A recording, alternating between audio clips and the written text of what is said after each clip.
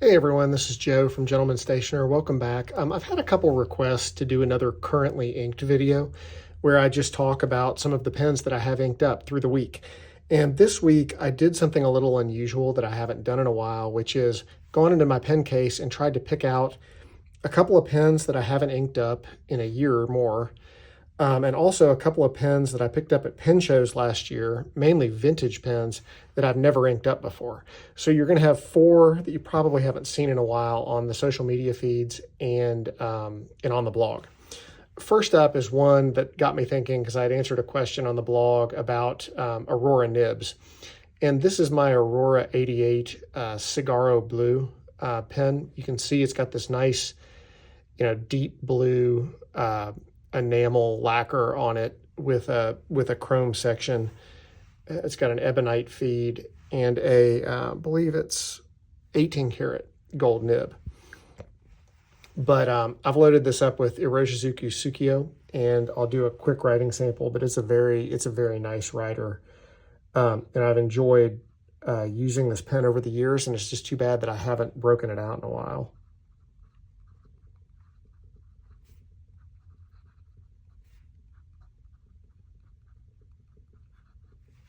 So you can see that this nib, you erase a little bit of a wider line than your traditional fine. This is Nemosine paper, and you'll see it doesn't spread very much, but still it's a fairly wide line for a fine. But that's typical of these Italian pens, especially ones with an ebonite feed. So the other pen that I broke out that you all have seen before, but it's one that I haven't used in a while, is the Lamy 2000 stainless steel, and it's got this broad, basically a stub nib. I didn't have anything done to this pen, and it's got this is how it came out of the box. I inked this up with an ink that I haven't used before, but it's a Tatcha Inezu, which is a nice kind of blue, gray, black ink, and I'll do a writing sample of it. You'll see that that's just a very wet nib. Very smooth.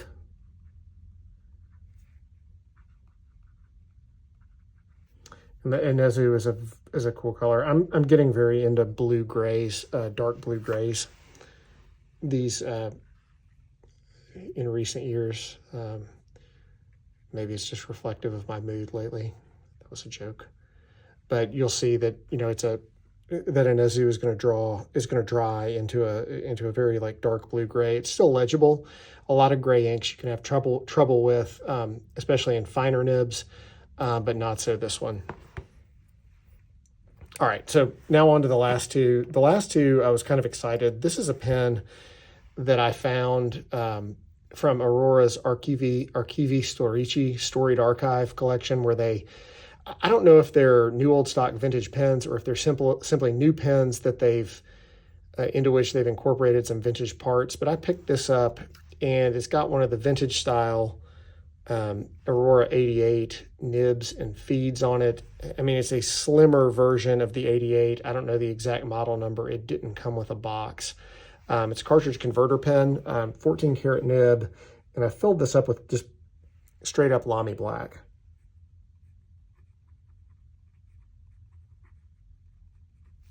And you can hear it's got that signature vintage Aurora kind of tactile touch to it. It's not scratchy, but it does have a good bit of feedback.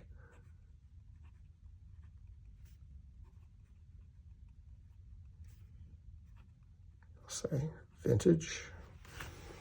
Nothing real exciting there on the ink. Lamy black is a good all-around black ink. I use it a lot in vintage pens. This one, you can tell it's got that nice brush texture. I don't know what it looks like. It may be Macrolon or some version of fiberglass. I take it this one may have been created around the time that the Lamy 2000 came out, maybe in the 60s. But anyway, if anybody knows anything about this pen or what it is, feel free to leave a comment or drop me a line. It's really nice. I'm excited to use it. And of course, this last one is a Parker 45, I believe, which is kind of one of the lesser loved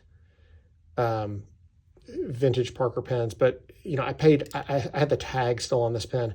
14 karat gold nib, 14 karat gold medium nib with a press converter, or with a press filling system and a press plate filling system. I paid $65 for this pen, for a gold nib pen at a pen show, and it's in pretty darn near perfect condition. Writes very nicely. I put Iroshizuku Yamabudo in this one.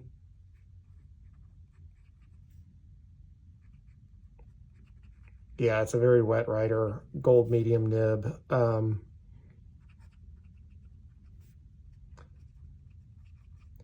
This is going to be a nice pen, I think, to carry for work. It's quite slim. It'll fit nicely in a shirt pocket, and it'll also fit nicely into a planer pen slot. So, and I also love that vintage Parker gray. You can see it's got a nice, it writes a nice medium line. So these four are going to be with me for the next couple of weeks. I'll probably have them with me at the Arkansas Pen Show, which I'll be attending as a vendor. Hope to see you there.